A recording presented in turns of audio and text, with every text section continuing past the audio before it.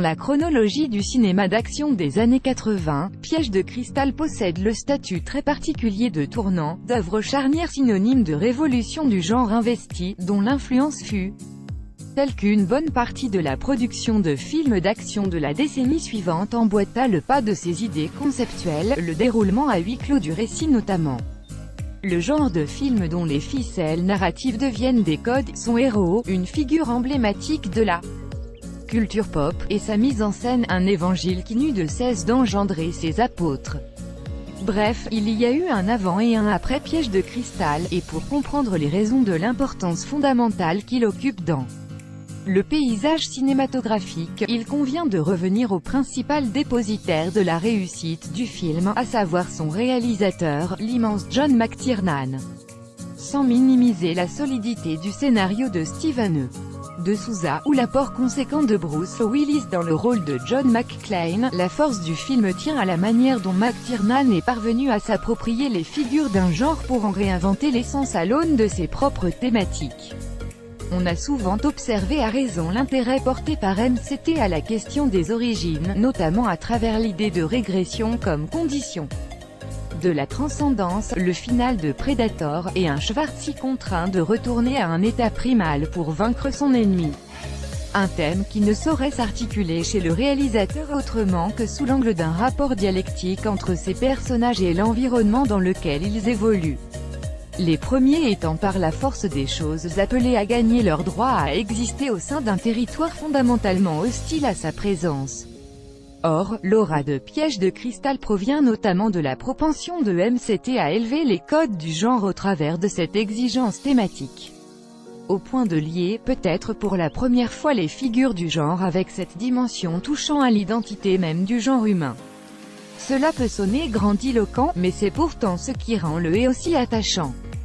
La toute première scène du film condense la note d'intention de John McTiernan, le bruit d'un réacteur alors que les crédits défilent sur l'écran, un avion qui se pose sur le tarmac dans le soleil couchant, et un gros plan sur les mains d'un personnage agrippant son siège, avant qu'un léger travelling arrière ne s'amorce pour dévoiler le visage de son voisin, puis in extremis celui du protagoniste crispé. À contre-courant de l'iconisation immédiate et tapageuse de l'époque, cette ouverture place McClane sur un pied d'égalité avec son voisin, sollicitant d'emblée chez le spectateur une empathie pour cet « average Joe » perturbé à l'idée de quitter le plancher des vaches.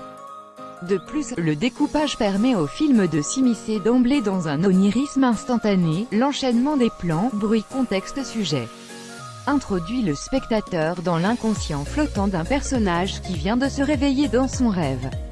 Le regard équivoque que lui lancera l'hôtesse se passe de commentaires, nous venons d'entrer dans une autre dimension. Cela pourrait être une coquetterie d'auteur désireux de marquer son territoire dans le système des studios, c'est surtout le moyen pour MCT de concilier les deux aspects antinomiques de sa narration, raconter la lutte d'un homme normal pour survivre dans un contexte résolument anormal, et nous préparer à accepter inconsciemment les péripéties qui vont suivre. Revendiquer la surfictionnalisation inhérente au genre dans lequel il s'inscrit représente paradoxalement la clé de l'identification viscéralement empathique que le spectateur va investir en John McClane et le chemin de croix qu'il va traverser. La lutte qui s'engage entre lui et son environnement s'amorce ainsi à mesure que ce dernier revêt une acception protéiforme, d'abord au travers de la valeur symbolique que lui donne la mise en scène, voir comment la tour semble écraser McClane lorsqu'il l'aperçoit depuis la limousine, mais aussi au sein d'une dimension plus abstraite, élaborée par la scénographie du réalisateur. À ce titre, il convient de se remémorer la prise de contrôle des terroristes de la tour de Nakatomi, tout en vecteur formé par la gestion cinématique de MCT dessinant une figure d'encerclement. Chez McTiernan, le décor est également en mouvement hors cadre, d'où l'impression d'une narration en apesanteur, matérialisant un songe, ce à quoi MCT l'a souvent comparé, émanant de l'inconscient du héros. C'est ce dispositif qui va permettre au film d'accompagner le parcours du héros, évoluant dans un monde à l'onirisme souligné, donc peuplé d'antagonistes à la contenance archétypale en granit, voire leur maîtrise de l'espace, à la hauteur desquels il va devoir se hisser. À noter cependant la façon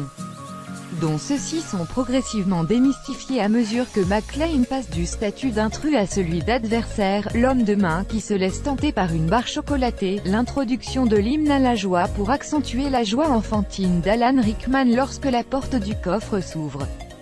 D'où cette régression progressive du personnage, totalement démuni dans un milieu hostile. Il commence la partie en marcel, sans chaussures et avec un simple automatique face à des bad guys surarmés, et appelé à renouer avec une forme de primitivisme, Holly, qui peine à reconnaître son mari lors du climax. D'une certaine manière, McTiernan se pose en cousin de David Cronenberg, dans la mesure où les stigmates de la chair accompagnent ici la mutation de l'esprit. En filmant la quête d'un homme pour retrouver sa femme, MCT décompose les étapes du parcours douloureux faisant accéder son personnage au rang d'action héros.